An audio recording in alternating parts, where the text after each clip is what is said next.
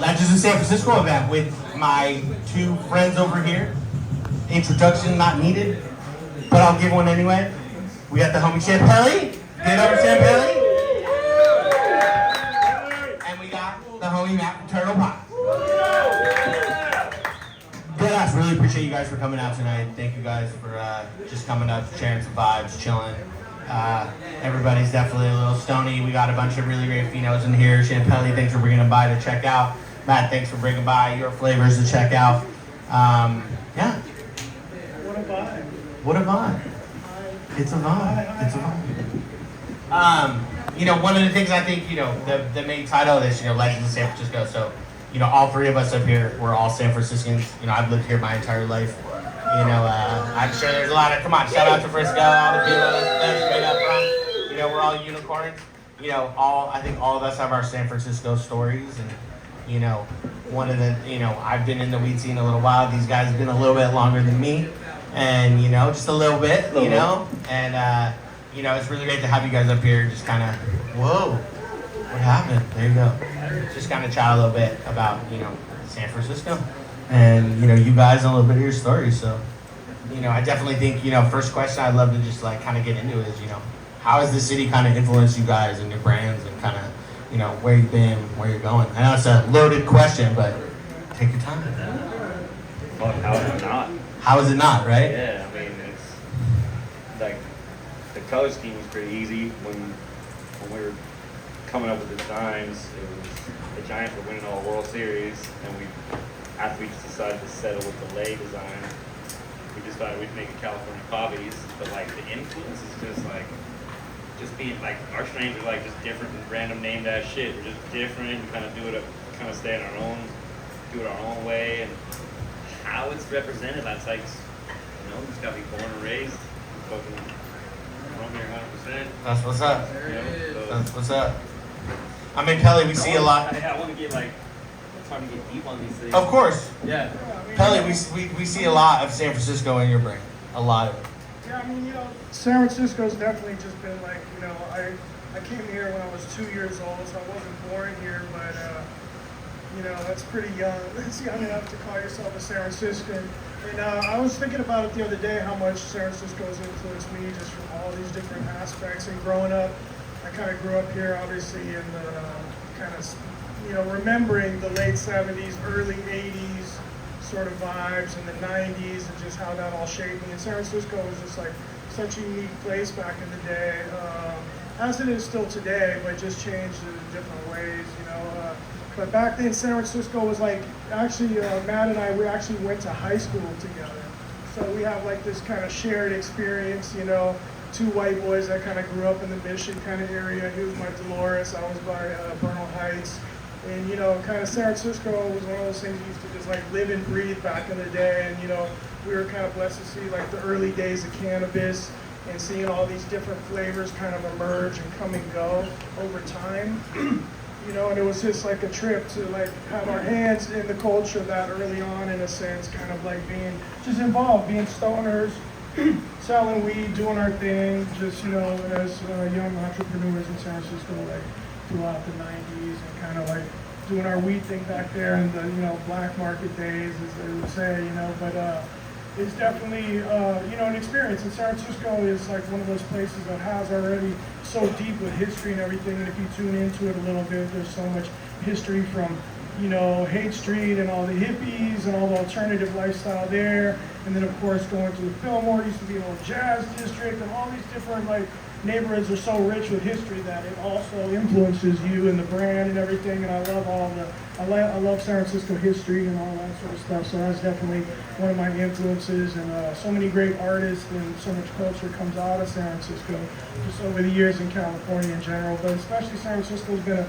special place. Like if you look at all our sports teams, like everybody's winning. You go back to like back in the day of like, you know, super crazy directors that come out of here back in the day, you know, and worked out of here originally. Just, you know, you got Apple, you got all this stuff. Everybody knows all the great ideas that come out of Northern California that then later on go to transcend and move to other cultures and other parts of the country and then other parts of the world. And I've watched that happen with the weed and the influence that's happened, you know, from the Bay Area coming from here, because this was really kind of like the weed mecca. Honestly, I traveled around a lot, you know, back in the day when weed was like really kind of first really imprinting and making like a really, you know, larger impact out there. And like San Francisco, yeah, nobody really had it like us. I went to, like in the early 90s, I went to Amsterdam, and they didn't have, I searched and smoked out of every fucking coffee shop and couldn't find the same level of weed that was here in San Francisco and the Bay Area, you know, in general, California, Northern California, Humboldt, of course. Also, you know, just seeing strains back then that you don't see now, like an original Afghan, you know, a real original Afghan Kush, for example, just unique stuff that you don't smell the terps anymore today, and the strength of it. Even also looking at like stuff out of Humboldt and Mendocino County that I used to get, like real like purple skunks and different skunks, and literally smelled like skunk, and just crazy stuff we used to steal from our friends' parents and shit back in the day, basically, you know what I mean?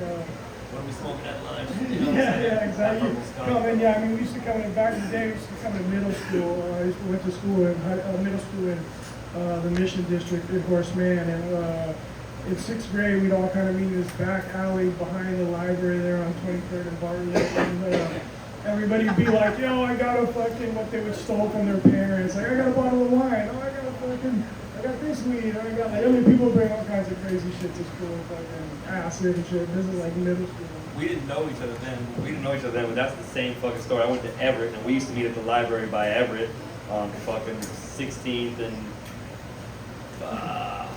Prosper, and be fucking drinking jolts, smoking weed, smoking Newports, fucking Drinking jolts. before 7th grade. I didn't go to school. I was in a different school before I went to Everett in 7th grade. But yeah, that's just, he's telling the story. I'm like, dude, we did the same fucking shit. And we just go, we like get our bean. So we smoke whatever we got from our parents in the morning, and then we put our beanery money together, and then go to Dolores Park and get like an ocho or a couple ochos after school. We pull up a little flap of grass and throw some weed in the tinfoil at us. It was just all brown and fucking hella seedy, but we didn't care, you know. We fucking getting high. Every now and then Back you in get the a fucking good day. batch. And, Yeah. Every now and then you get a good batch. You find one too. You have like shit that was greener with less seeds or something, and it would be like you would wrap it in brown paper bags. Try to hit him twice. They would Fools just, are like, so high smash it in, that like, they a forgot bush, how to you know use what the I mean? mic. They wouldn't have it on up in the worst part. And it'd be like, you'd have to walk over the bush. Like, oh, you have your 10, 15 bucks. You pull it up with the homies. You'd walk over and you'd like tip down to some grass, like a little tuft of grass, and like pull out a bigger bag. Sometimes you just start giving me a little handful and Yeah. a piece of paper bag. Like, it was So off the street. The ochos were the shit. Talk a little bit more about, you know, you kind of touched a little bit on the strains that were kind of going down in, you know, the 90s when you guys are coming up, like the Afghan and a couple things. Like, what were, like, you know, you just talked about kind of getting like the seedy weed and the brown weed, but like, when was it really that, you know, you started seeing like the good, you know, the good kind bud coming? Like, you know, Pelli, I know, you know, you have a, you know, a lot of, you know, stuff from Canada and stuff that you said, you know, would come down and, you know, that you'd see. So just super interested in like, what were those strains that kind of started coming up that like really started popularizing weed for you guys? I mean, what started, I mean, it goes back, like, back in the day, just watching the evolution of it for me. When I first started growing, I started naming my own weed. This is back in, like, '88. You know, I was growing in my mom's kitchen pantry, a bunch of seeds that I'd hunted, and found out other weed that I was smoking and stuff, and actually, it was a trip because at that time, like, there was stuff that was branded, so to speak, by people. You know, you had like Pacalolo or the Thai stick or Colombian Gold or the lime, or like, you know, you would hear about stuff like that too. And then there was a point where you started hearing about like, and I mean, I'd see stuff that was grown on here in California too, like back in the day before it really became like super prevalent, like indoor stuff, you know what I mean? But there was a point when stuff started getting named, like you'd start seeing more current names that were like, you know, United States or San Francisco based, you know what I mean? So like you hear like these foreign names, but then you started hearing stuff that people were naming locally, you know what I mean? That was like kind of interesting. And at that point it was like crazy, just stuff like the first Afghan seeds that I got were from somebody who had brought them back from Afghanistan during like the war back then, you know what I mean? So I actually grew those seeds, and they turned out to be like real crazy indica, super short and squat, and just so so potent, like some other whole other like, yeah, just real indica. Like a lot of that is gotten watered down if you know about like breeding and stuff like Yeah. that. But yeah. So a lot of, and then I mean, there was so many different strains going back to like. I mean, what are some of the earliest things that you remember, for example? I mean, Like really, I remember in high school the puke weed that we used to get. Yeah, Like, so- that was like in high school. yeah, so really it was like the skunk, purple skunk was freshman year. Because before that it was like 7th and 8th grade was stealing my dad's shit, which was Thai or Buddha or Sensi or fucking whatever, Peruvian gold, whatever the hell it was back then. I didn't know, it was just fucking, it was like the best brown weed you'd ever seen. Fucking little fingers and little red hairs all over the place. But then when we got skunk, when I was in 9th grade, that was like, what the fuck, these little like bright ass green nuggets with a purple leaf on them, and like you didn't really want to have it in your pocket in school because there was no way people weren't smelling that shit. And then the pink weed, and then really the fucking next weed I can remember was the fucking builder. You know what I mean? That's like because we didn't, I don't remember like any of the J1 strains or any of those like humble strains. Like I wasn't really, we weren't really, oh no, what was fucking Philadelphia weed?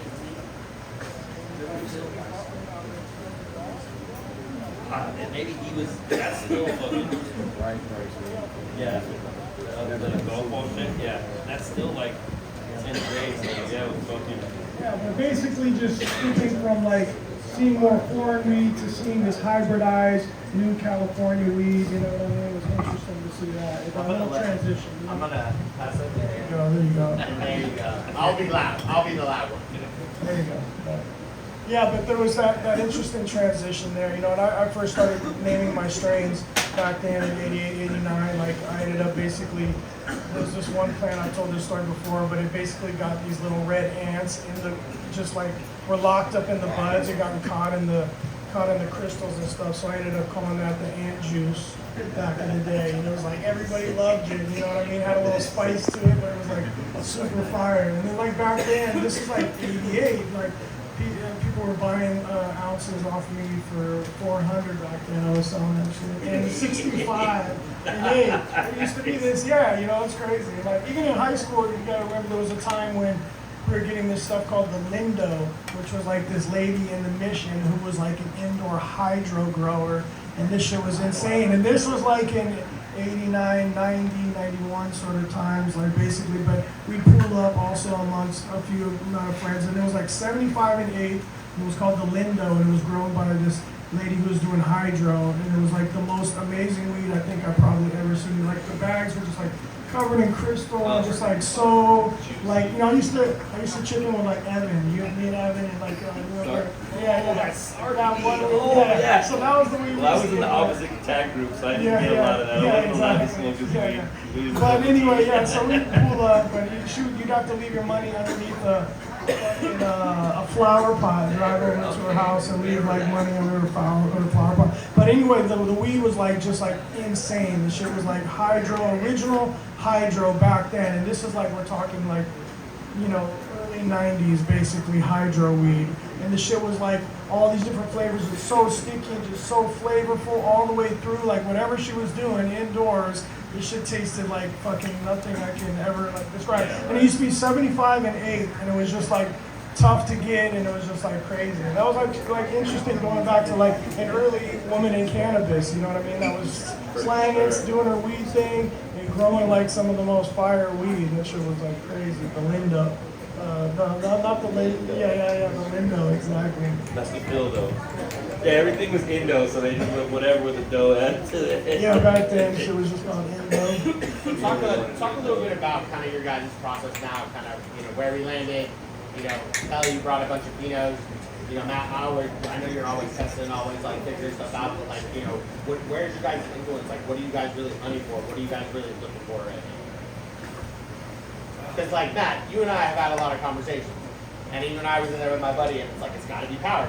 I mean, gotta be power. For me, I speaking for myself, I would say we probably have the same palates what we're going after. I'm just still chasing the dragon of the old school shit that I used to get back in the day that was more pure and less watered down. And like I have that memory, like terp memory or whatever, that I can like, I know when I taste something, or I know it's as complex and is like deep as like some of what the old smoke used to be like, you know what I mean? So that's essentially what I'm looking like. And some of the stuff that I'm finding has been closer to like that. And a lot of it is missing out of a lot of the weed nowadays, honestly. And Kush actually being one of the purest forms of indica that was kind of like still left from like back in the days. That's like what's influenced pretty much all the weed we're smoking right now, except for a few things like hazes and a couple other things like other sativas and shit. But a lot of it is the Kush, which is close to original indica, that's given everything kind of power. So I'm always looking to breed with Kush and include that somehow in like my breeding and try to get some of that Kush power into that indica, that original. It has more of a complex, full flavor, I would say. And stuff, some stuff it's like you're smoking, it's like, but it's like when you get one that tastes like a whole complex meal and it just tastes like fucking crazy, just mouth-watering, you know, it's like some different shit, you know? So yeah, the fucking OG was always about like that savory, like fresh black soil dirt. Like you open a fresh bag of potting soil and you smell it, and it's just like sometimes be lemony, but like the gassy turfs are. That's what I like to feel. Like the terpene profile you get from the gassy strains, or what I appreciate the most is the feeling you get from it. So when I say I like gassy strains, I like the way it tastes for sure, but it's ultimately the way I feel after fucking consuming strains like Kush and shit like that. Like I still love the strain to start with my company, Turtle Pelli. It's cookies times Kush back to Kush because it's sedated as fuck. Like I smoke it and I'm just laid the fuck out. I eat a ton.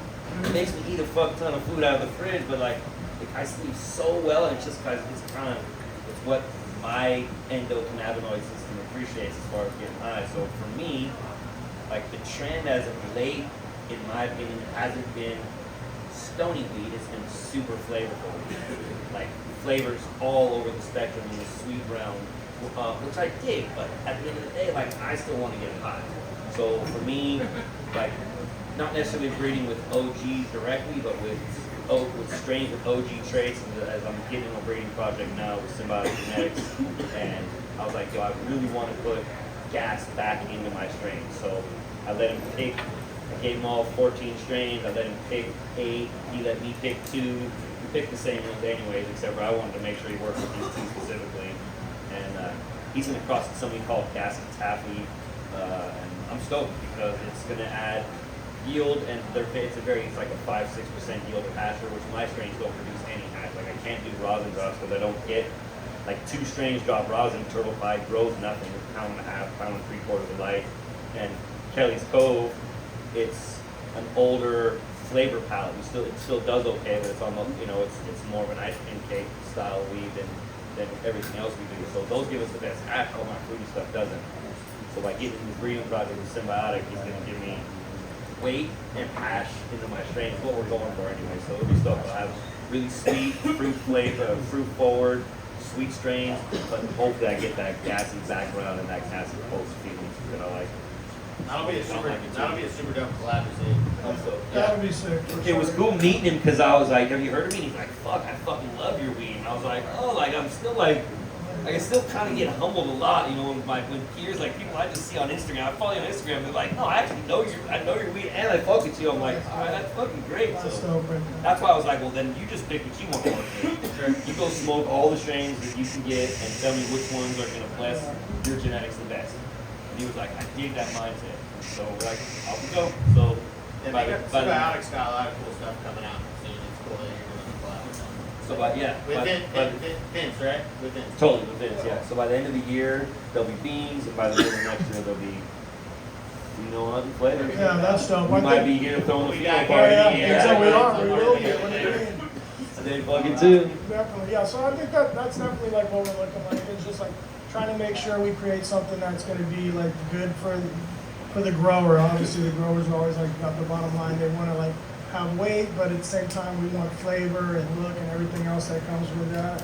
So I'm definitely looking for like a full package sort of herb. You know what I mean? That's also good for a grower because a lot of super duper boutique strains, or at least from my experience in the past, a lot of times tend to be finickier and more smaller. And like some of the most fiery shit will be like some spindly little thing sometimes. You know what I mean? So But like trying to find that balance of like, there's some. Imagine showing somebody Pelli and trying to sell it to them. Yeah, no, that's like, there used to be this one weed, back in the day called the Tex, and it was like brown, it had seeds, and it went for $1,600 a bushel. And it was like full of seeds, and dude would be like, yo, yeah, just bring back the seeds, you can change it back in. And it was like, he didn't want nobody to have the seeds, it was called the Tex. That was some of the first weed I grew indoor, actually. I'd save the seeds. I grew it seeds back, so that's why I laughed. Like he's pretty much genetics. Yeah, I was like, fuck that, I'm keeping some of these seeds, you know what I mean? But it was like the weed was literally brown and seeded, and it was $60 an eighth, but it was so fire, it didn't even matter. It looked like shit, it was just like spinning, you know what I mean? But definitely breeding for look, taste, flavor, the whole thing, you know what I mean? That's basically what it is. It's got to be the whole package. Yeah. The market's so competitive, and there's so little room for error, you know what I'm saying? When you're picking a strain that's going to go from seed to your brand, Sure. you know, you really can't make too many fucking mistakes. You can't drop 3 flavors that fizzle in a row, because then you're yesterday's news and no one's buying your next flavor, even if it's amazing. So Yeah, I mean, I think the consumers are, you know, evolving, you know what I mean? And the boutique market is kind of what drives like the overall trend and so forth, and just being ahead of the curve with that, and like coming with innovative flavors, you know, I'm looking to like, it's like all of us, I'm looking to create more new strains that can be household names, that can be like,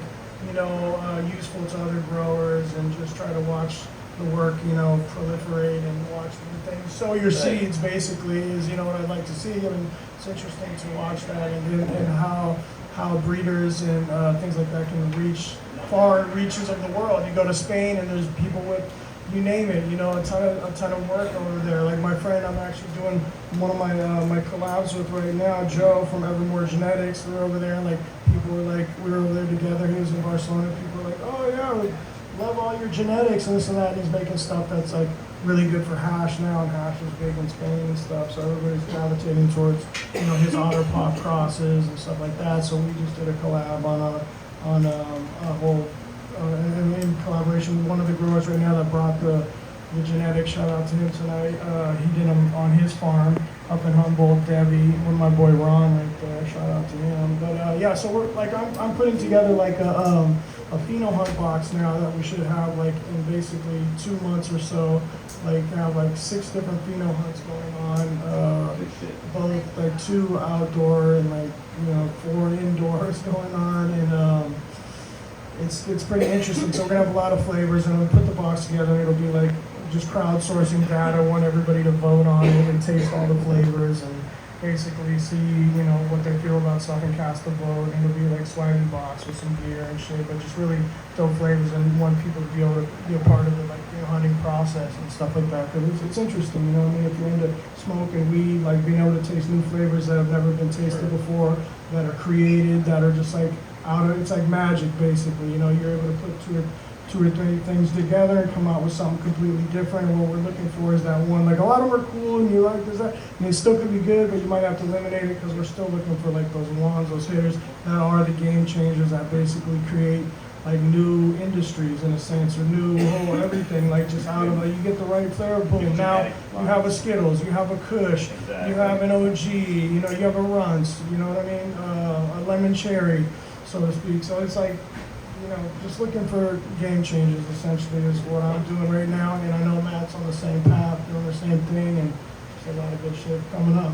One always bonehead on something you said a second ago, just like something I never really tripped off of that I fucking really dig is when people send me their shit that they're growing with my weed. I get this little DM and fucking and IG, and they're like, bro, I popped one of your fucking X-Rose seeds, and then I crossed it with my fucking finicky pineapple, and I don't know if I made that up, but I fucking really dig that. I'm like, bro, send me the fucking pictures. Like, fucking, I want to see the whole thing. Tell me how it smokes. Because, you know, one of the dopest things about weed is the terp profile is like fucking snowflakes. Like, there's a million of them. Like, everything, some shit tastes alike, but they all have their own little differences. And trying new weed is fucking, it's like. That's the D8 right there. D8 fire.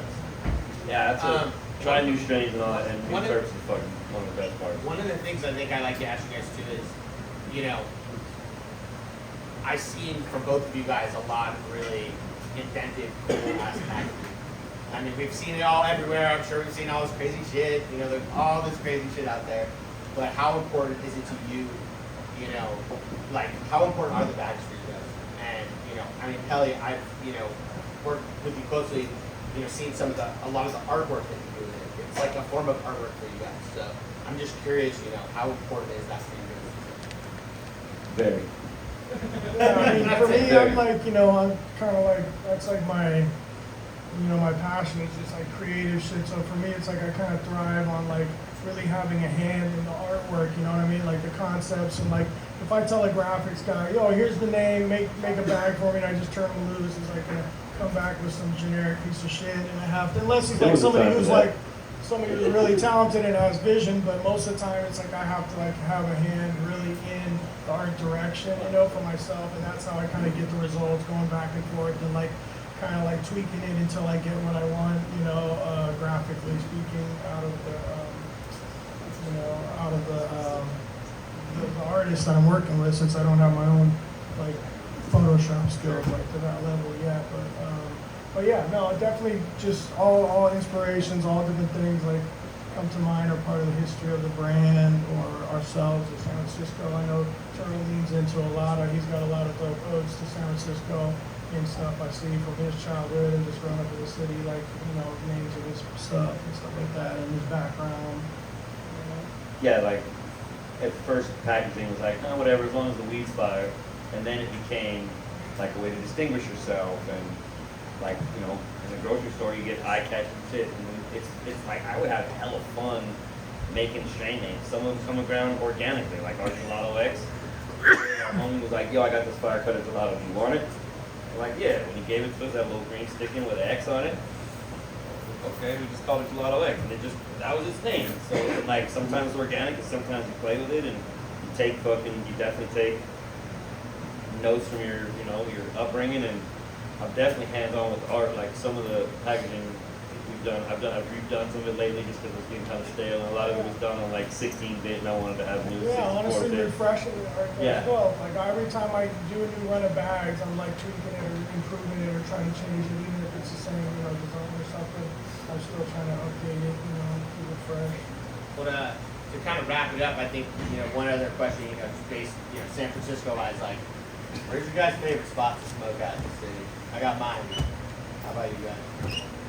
I mean, I like to walk, the city, like, I like just walking around if I can, when I have time in nice neighborhoods and all those spots with like staircases and gardens and cool shit to look at, dope houses and dope views. San Francisco has so much like dope scenery and views and everything that, I'll just hit the back streets somewhere in a dope neighborhood and go like walk or go up to little Kite Hills, or like Kite Hill or, Hawk Hill. There's all these like different, like the Tank Hill. There's like so many hills in San Francisco. So if you know them, like it's dope to just go up there and walk around and smoke or something, stuff like that. Obviously the bridge and the water is always really good too.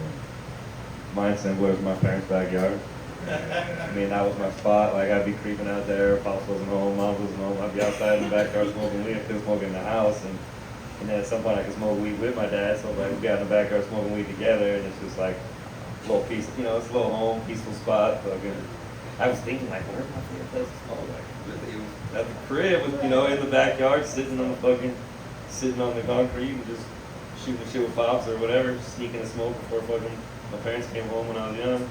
That's dope. Cool, guys. Well, want to thank you guys so much for coming. Want to thank you guys so much for participating. Guys, give it up for Turtle Pelli. Thank you all for coming out and sharing. Any questions or anything? Anybody got any questions? For Matt? Everybody's always shy. I know, right? Anybody? Come on. All right, no questions. Are you going to bring back the champagne? What's up?